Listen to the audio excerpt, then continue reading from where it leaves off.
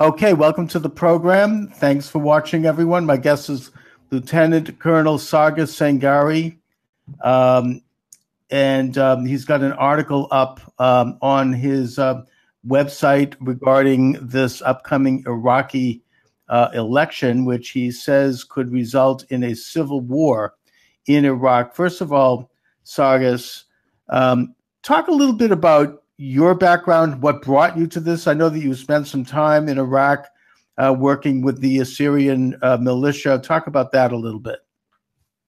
Well, I retired from the, first of all, thank you very much for having me on the show.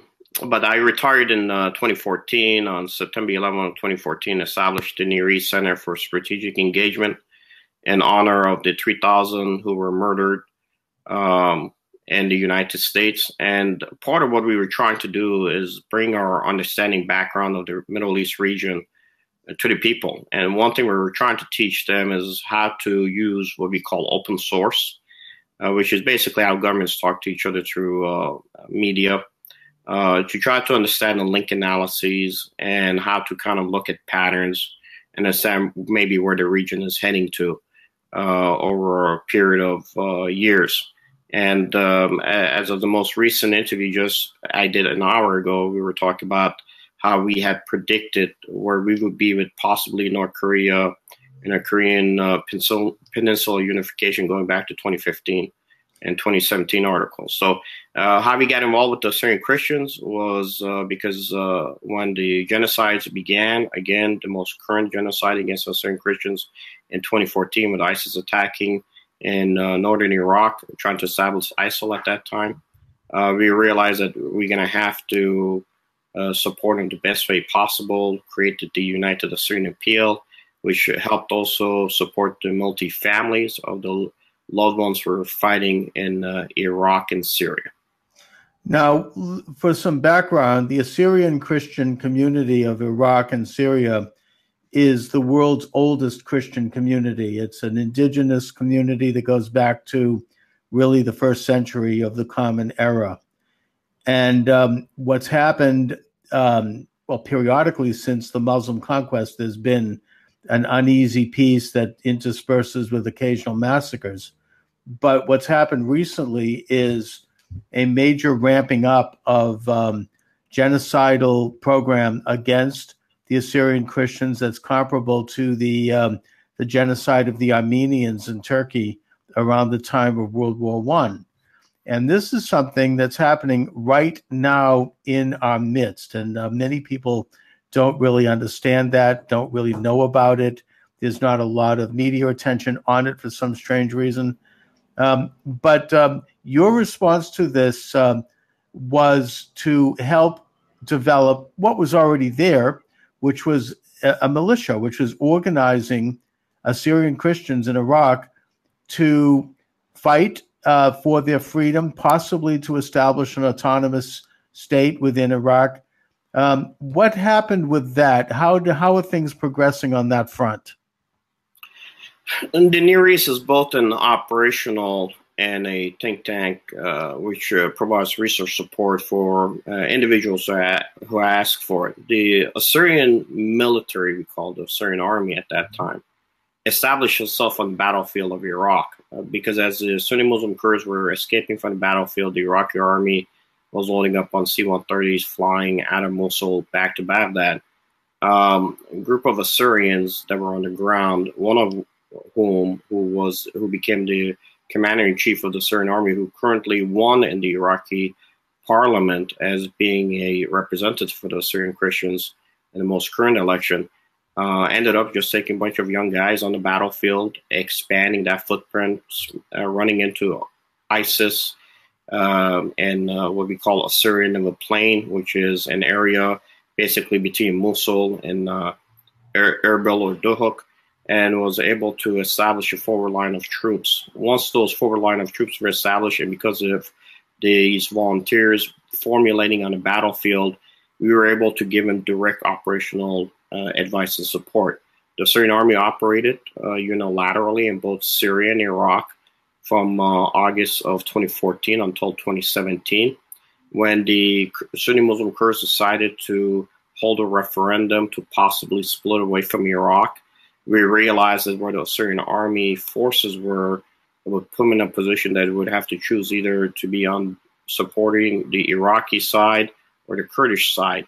And because of that reason, we pulled them off the battlefield. We basically put them at home until this conflict resolved itself. But the money that we received and the support we received, because we were getting a functional budget of $150 for under the previous administration to support the Assyrian Christians, and the only way Assyrian Christian militias would have been supported under the previous administration, even current administration, to an extent, because the system was set up prior, was that you have to either register to be either in the under the Iraqi security structures, which at that time, even today, would fall under Al-Hashd Shabi, which are Iranian-aligned militia capabilities, or under the Kurdish Peshmerga. Neither of those were going to help the Assyrian Christian establish their own safe location at that time, or possibly under what the Iraqi constitution allows for a province, to be able to secure their footprint. Because of that, we chose not to do that. We established the United Assyrian Appeal, which gave us money as a 501c3 to support the military families. And by taking care of the military families, and loved ones who wanted to support chose to go and fight. That was a means by which we could support this type of a force structure without having to be tied to any other capability that was either tied to Iran or the Kurdish Peshmerga. Currently, we're trying to get that force reconstituted again under a different auspices, which would be possibly support of functional budget $150 that would go directly to the Assyrian Christians within their own province. No, I mean, I don't understand the politics of the situation, but my instinct would tell me that the Assyrians might find a natural ally in the Kurdish Peshmerga, who are allied with the West. They're allied with the state of Israel. They're allied with the United States. They're much more Western thinking. They are a bulwark against not just the Iranians, but also the Sunni ISIS forces. Is that a possibility? And did you get American support? The problem is that's not going to work, and the reason why it's not going to work because the Sunni Muslim Kurds are still intent on establishing a region for themselves, right, which is much more powerful than what they want to be part of a federal system.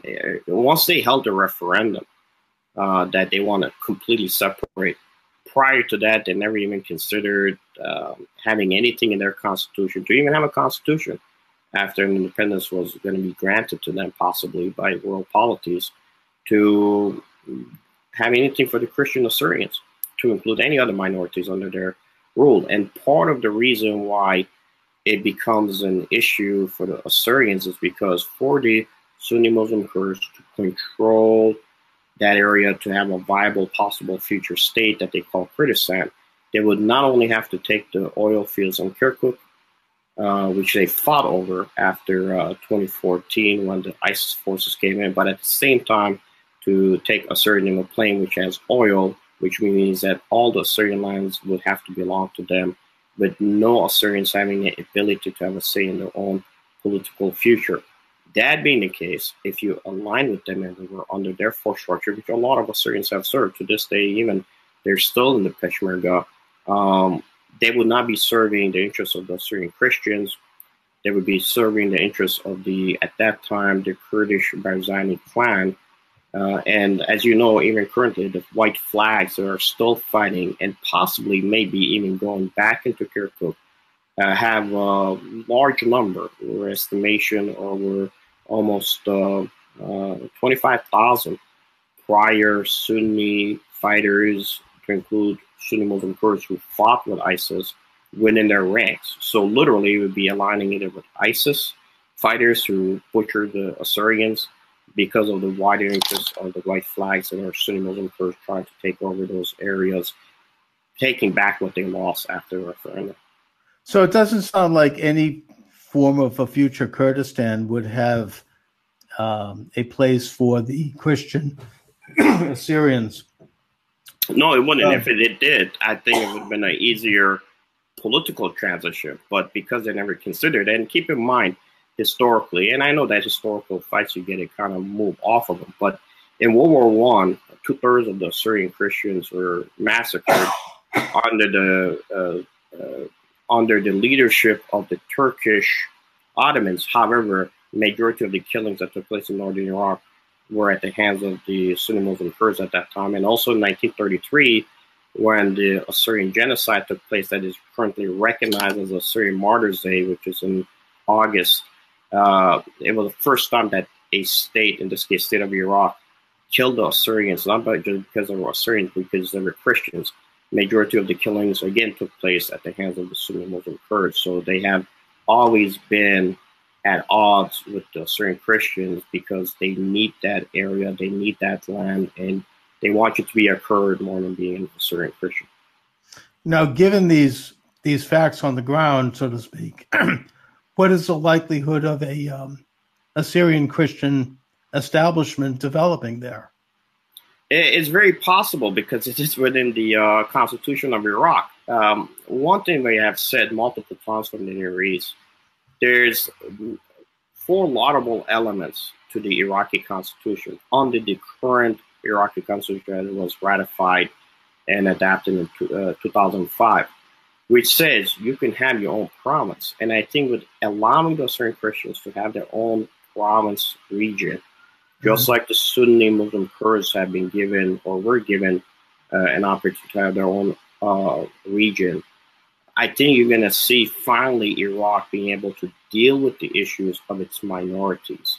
Once Iraq is able to deal with its minorities, then Iraq can now start focusing on what it needs to do to become a very strong, capable polity within the world community. As you know, recently Iran and Turkey shut off the water flow to Iraq, which in Ramadan, which they did so going against one of their Muslim neighbors. Why? One of the reasons is because the Kurdish populace that lies across this vast region in Turkey, in Iran, in Iraq, and Syria has always been a destabilizing factor within those elements. Bringing the certain Christians in and establishing their own province allows now an ability for the Assyrians, to be frank, religiously and ethnicity-wise, they will not. It is a 7-year or 7-generational battle that takes place between these particular elements.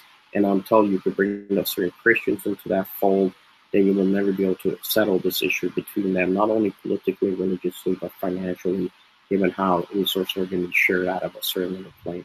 So it sounds like in the context of the great game going on in Iraq, the Assyrian Christians could play a power broker role in terms of balancing the different powers and the different contests between Shia and Sunni inside Iraq and also externally with Iran, Turkey, and Syria. Last time I spoke with you, which was several years ago now, I think it was in 2014, you seem to have much more urgency in terms of the safety of the Assyrian community in Iraq and Syria, that there was really a major, major danger. And there was a major appeal, a humanitarian appeal to save the lives of people, again, who are indigenous to the region and have been there since the beginning. Is that danger still as acute, or are the Assyrian Christians finding a measure of safety at this point? Well, ISIS is defeated on the battlefield, but again, it's not defeated ideology-wise. And until the world polities realize the benefit of the Assyrians and unite with them, I don't think you'll see ever a functional democracy in the Middle East. We're asking for a functional democracy. You talked about the Assyrians going from almost 1.5 million to where you're less than 200,000. They had 5 seats that were given to them by the Iraqi constitution. And literally, the Kurds pushed their so-called Assyrian through the channels to win one of those seats. The Shia pushed theirs to win 2 of those seats. Others pushed for 1 other seat. So right now you have 1 representative. that is left even to be able to represent them in the current parliament, which are having internal issues that may lead to a possible civil war. The only natural ally to the nation of Israel, which is our enduring partner in the region, who has been taking the brunt of all these hits by this ideology going back to 70 plus years now, is a Assyrian Christian. And he's the only one who has been able to maneuver and negotiate through cycles of almost every 50 years going through a genocide, going back to World War I. It is the Assyrian Christian that is the root of Christianity, period, who speaks and talks in the language that Jesus Christ spoke to us. And if you go back to what it says in the Bible and the Torah, and Assyria would be the only way you're going to get a blessing in the region. And I think as we are looking at the changes that are taking place with the president just a few hours ago, talking about possible peace in Asia, if you want to see peace in the Middle East, you have no choice. You have to empower and support the Assyrian Christian. Otherwise, once the Assyrian Christians are cleansed out, this enemy that has always had its sights on killing Americans, Western ideologies, Jews, will finally have accomplished one mission, which is the eradication of the Assyrian Christians. And then its focus and gaze will eventually turn towards either Europe, or it will turn towards which always has been, which is Jerusalem, the Christ case for them. And you're talking about continuous war in the rest of the globe while you're trying to achieve peace at the same time. It's not going to happen. China, Russia, Israel, United States have only one choice, and that is to allow the Assyrian Christians to have an Assyrian Christian autonomous region within the federalized Iraq. Now, to go to that on the more micro level, before we talk about the world stage, there has been developments recently with regard to the state of Israel forming a more open alliance with Greece and Cyprus to counter some of the more bellicose language coming out of Turkey, and also Iran and their proxy state, Syria.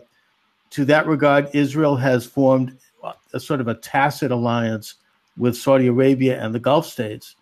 There's even been talk about bringing Armenia into it. I would think that this kind of general informal alliance of non-Muslim, Christian, and Jewish states could very well be augur in favor of the Assyrian Christians being brought into that fold, hopefully as part of a more moderate Iraq. On the macro stage, of course, we have President Trump in Singapore signing an agreement with Kim of North Korea. Whether you can trust a communist or not is another question. The fact is that there does seem to be movement forward in that country based, I think, mostly on economic concerns. I think they'd like to see the development of Trump brought videos of Miami Beach, and that I think was brilliant, actually. I mean, he showed you could have, your beaches are as good as this. You'll bring Chinese tourists and Japanese tourists, and you'll be rich. To me, that was an incredible appeal. Why not? If Trump wants to make a few bucks in the process, who cares? The point is that this might be something that could have positive reverberations in a region that is tired of the war and the economic strife and the suffering that's gone with that. Do you think that President Trump and his particular brand of leadership might play a role in resolving some of these conflicts? And if so, what would that look like? I think it does, but look, he's only policy decision maker right now. But I think the problem we're running into is, as President Trump has said, look, I want to pull the troops out. I want to go back to where we were. The United States is at a brink where it has to make a decision. Do we stay in the Middle East or do we leave the Middle East? And the reality is this. United States, if it leads Iraq, it will lose a footprint and momentum getting back again. Whether it be economically or, in this case, politically. But the problems you're running into, you're dealing with Turkey, We are dealing with Iran, which are the pieces of puzzle that even Israel has to solve before we can even move to the next stage of possibly having a peace in the region. The Near East had said the same thing about Saudi and Turkey going back 2 years ago. Saudi has been resolved to the next step. They figured out that if they don't come to the table, you might not see Saudi in the position it is currently. Turkey needs to come to the table. Geographically where it sits, it continues to play these type of games. And frankly, if it doesn't figure it out, you might see a Turkey that might be much more functioning on the global stage economically if it's split into four. Now, the issue with Iran. Iran has a decision to make based on what has already been said, even by the POTUS going back a couple of hours ago, that it's not the same country as it was in just a few months ago. Prime Minister Benjamin Netanyahu has reached out to Iran, offered even supporting them with water issues that they have. In this case, he's basically said that we're done with Turkey. The Armenian-Assyrian genocide was brought to the floor by the Knesset, or I should say was brought to possible vote in the Knesset, but the Prime Minister Netanyahu pulled that and is holding in a reserve until the Turkish election next month. Now, the problem that you're going to run into is this. I know he's holding it, depending on how the election goes, that if Erdogan wins, he'll probably put it in his lap through the Knesset with the recognition of the Armenian genocide and the Assyrian genocide, which means for the next so many years that Erdogan might be still in power, this is one piece he has to deal with on the global stage. But the reason Israel has to kind of play these political games, even though it understands the fact that these genocides should be recognized, is because of the partners it has. Look, Saudi Arabia is never going to be a true partner of Israel. Let's be frank. For sure. If they were going to be this partners of Israel, where were they 40 years ago when Iran started marching towards Jerusalem, through Karbala, through Syria, and to Lebanon? Where were they just 5 years ago? Saudi is doing it because they were finally brought to heel to understand that. I don't think there's any love lost in any of these cases. No. But it's more of in a sense, it reminds me of the Keenan approach to the old Soviet Union. It's a case of containment. It's a case of developing alliances with nations that have a common interest, even if they don't like each other, to contain a common enemy. And in this case, that common enemy is Iran and its proxies, and probably to a certain extent Turkey. But the problem you run into, the underlying embers of this so-called fire that is ISIS, burns in both Saudi, Iran, Turkey, Iraq, Lebanon, Syria, and Jordan. Look, 0.8% of the of the people living in France right now are Jewish. France spends enormous number of dollars in security-wise to protect the Jewish populace in France. Who is it trying to defend those people against? In an ideology that resonates out of the Middle East, that is always the amber of this fire that lies beneath these nations and has light there.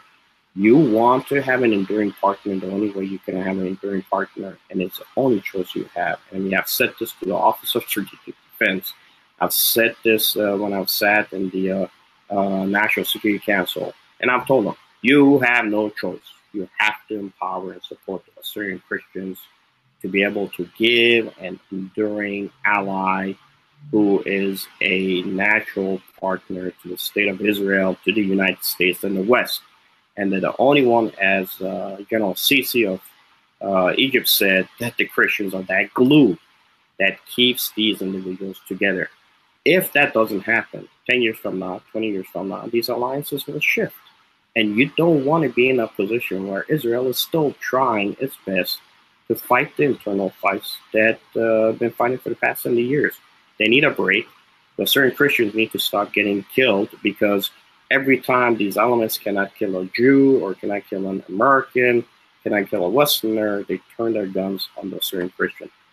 eradication of the Assyrian Christians out of the homeland of where they were the indigenous people will not benefit the global stage. But of course, you're talking about possibly shoving a pole in a hornet's nest when you talk about the United States, Israel, the Western democracies supporting the indigenous Christian minorities in the Middle East. I mean, because that's going to aggravate, if not exacerbate, the more radical elements of the Islamic states. So it gets into a more broad question, one that I don't think either one of us can answer. If we could, we'd get a Nobel Prize 10 times over. And that is, how do you eradicate, or how do you contain, at least, radical Islam, which, on the one hand, you have I agree, we don't want to have appeasement because that's only going to embolden them. But on the other hand, you don't want to have a world war either. So, I mean, where do you draw a balance in terms of chipping away at their power and eventually reducing them into irrelevancy?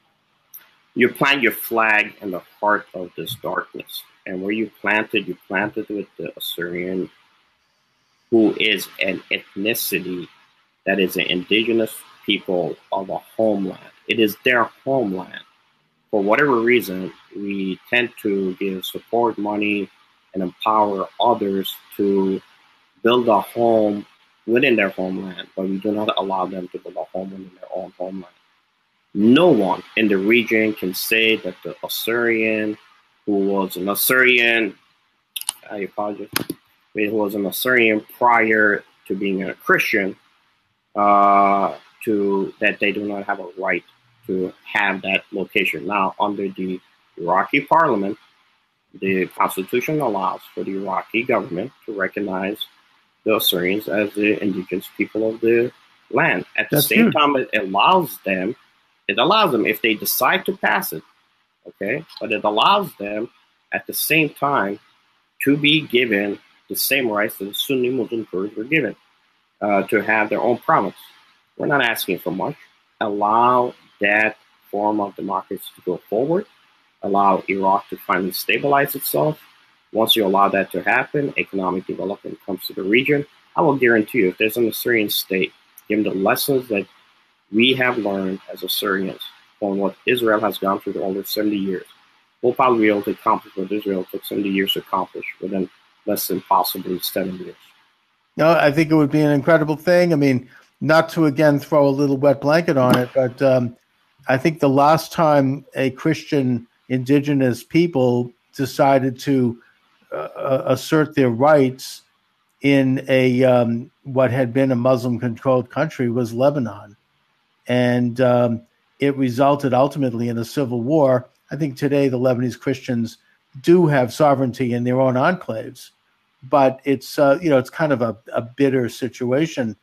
I guess that my concern is that by recognizing a sovereignty for a Christian nation in this region, it's just I don't know. I mean, it could result in it'll make them go even more crazy than they are.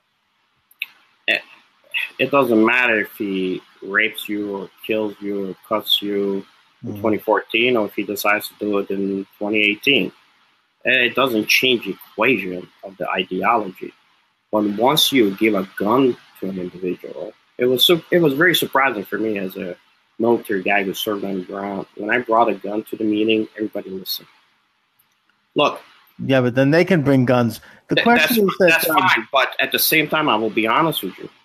If we are going to give guns to Sunni Muslim Kurds, to Shia Arabs, to Sunni Arabs, and then we say to the Assyrian Christians, we're not going to give you the same gun we're giving them.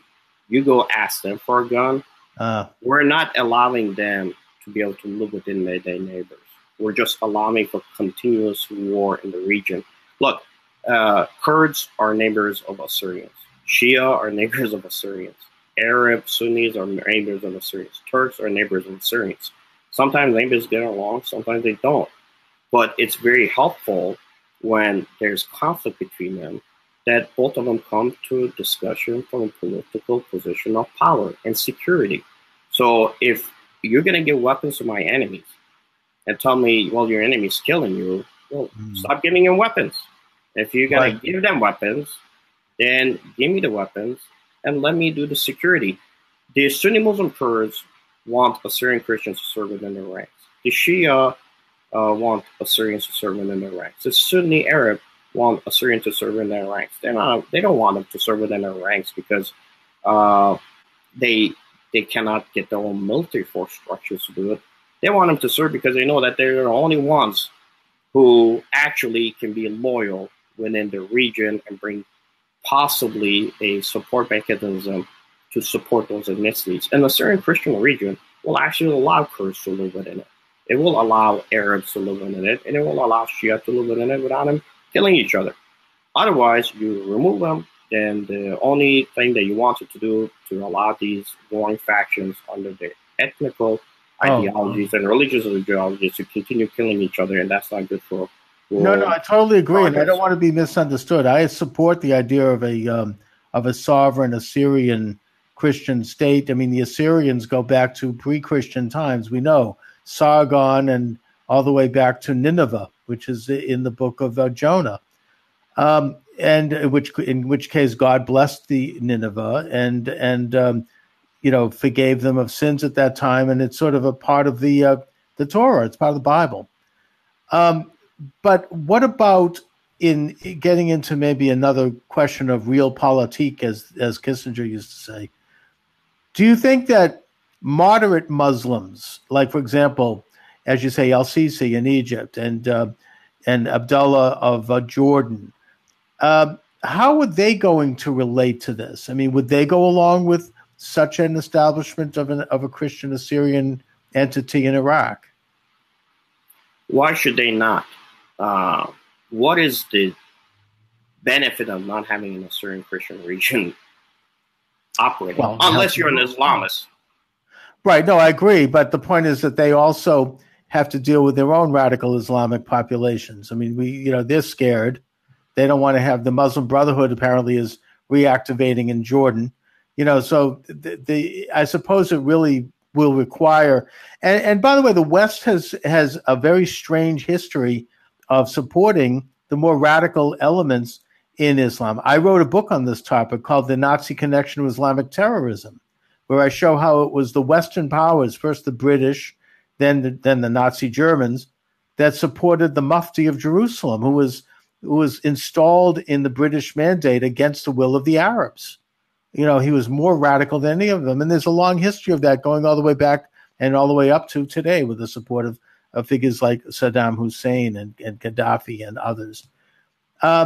It's a strange phenomenon that we haven't gotten behind the more moderate Muslims who want to have peace and sovereign states. I mean, I get into in my book the topic of how King Faisal of Syria signed an agreement with the burgeoning Zionist state, a peace agreement, because he wanted a sovereignty for his country in conjunction with a sovereign Jewish state in moderate borders that protected the Muslim minority. And Israel does do that to mostly. But he was overrun by more radical elements like the Mufti, and the West supported the Mufti, not King Faisal. So, it's a strange phenomenon that continues to exist today. Something that, I have no idea why. I mean, maybe it's a leftist thing. I don't know. But it's too bad because you've got moderate people like yourself and moderate movements that have aspirations to create a more Western moderate entity in the Middle East, and they always seem to be thwarted by the big global powers. I think because they don't understand the economic benefit if they just do it the right way. Like Israel realized a long time ago, and the Assyrians have realized what the Jews realized. You can't rely on anybody to save you. And we're having this discussion, but there is not one Assyrian who's putting their faith and hope on anyone from the outside coming to save them. They realize you're going to do it. You're going to do it on your own. Sure. And there's persistent to how we have done it. The fact that we've been able to survive in the region and today still operate out of 6,000 years of history, fighting as the spear of civilization, the spearhead, and the lead in the region. And frankly, no one has been able to take that footprint. We spent, 10 years in the region, and we already want to come home, and we're the largest capability and a global superpower. The Syrian has nothing. Fractions. Our guys on the battlefield are picking up weapons after they kill their targets to be able to use their bullets and weapons, because they understood that we have a role to play in protecting this region, this land, our land. Others don't have that belief. They do not accept it as their own land. That's why they never fight for it the way we fight for it. They fight not to protect it, not to protect the individuals of that land. They fight for their resources under the leadership that comes in. Look, when Sadat flew to Egypt, he flew to Egypt to save his nation, and he died for it. He understood what the fate was going to be. Look at the relationship that has now existed. It takes leadership to do that. And I think the only one who could provide that type of a leadership is really the current POTUS, from what I've seen through his actions. Now, are the people within the system that are still advising him are going to give him the opportunity to make that decision? That's up to him. But I think in the long run, if Israel wants to have a partner in the region, the Assyrian Christian who is a believer and is the only one who has taken the mantle of a Jewish rabbi, Jesus Christ, and has died over the centuries for him, is the only true ally you're going to have in the region. Everybody else will come, but frankly, unless they share your ideology and your vision, your Judeo-Christian ethics for what we should do to develop that region for the betterment of them all, we will probably always have these elements. That's the reason why we're looking at 35 or F-35s going to Turkey, and Israel is complaining, and even the Americans are complaining, because we can't trust one of those individual pilots to be that radical element. And you can't put your faith in miracles. You have to finally have a security reason to move forward. And if you're going to secure Israel, we're going to secure Europe, we're going to secure this peace that we're trying to strike in North Korea, you need to have an Assyrian Christian element on the ground who is empowered and given the support that others are giving. If you don't, we'll continue doing what we do, but it would be nice if the rest of the world finally comes and realizes that this is the only way out. Well, Lieutenant Colonel Sargis Sangari, you make a very powerful and very compelling argument, and I certainly appreciate your doing so. I'd like to stay in touch, and I'd like to help out in any small way I can. Could you mention, because we're reaching the end of the show, can you mention where people can reach you, how they could get more information about your work and what you're up to? They could go to the Near East Center for Strategic Engagement to read the articles we posted, and if they go back all the way to 2015, they'll see everything we have set on off for the region, to include effects on Israel, Egypt, Iran, North Korea, even going back to 2015, 2017 articles, have been correct. We know the region, we understand how it works. We're within 43 different countries. With that said, if what we do is really supported by United Assyrian Appeal, which is a 501c3 that we set up in order to be able to support the multi-families at that time, and now we're transitioning to the development progress for those Assyrian Christians. And if you can donate to support us, great. So again, United Assyrian Appeal for supporting the Christian footprint in the region, and also the Near East Center for Strategic Engagement, where we provide everything for you for free, which most think tanks would charge hundreds and thousands of dollars on written reports for private clientele. Well, I'll be sure to put a link to that up on the YouTube site. And once again, Sargis, I want to thank you for joining me this afternoon. It's been truly an honor. Thank you very much. No, thank you very much for giving us an opportunity, because if it wasn't for individuals like you taking the steps and time to ask these leading questions and tough questions, we would never be able to talk about who those Syrians are. So you're the one who actually give us an opportunity and empower us. Let's hope that the world politics are listening. All right. Thanks again, Sargis, and take care. Okay. God bless. All right. Same.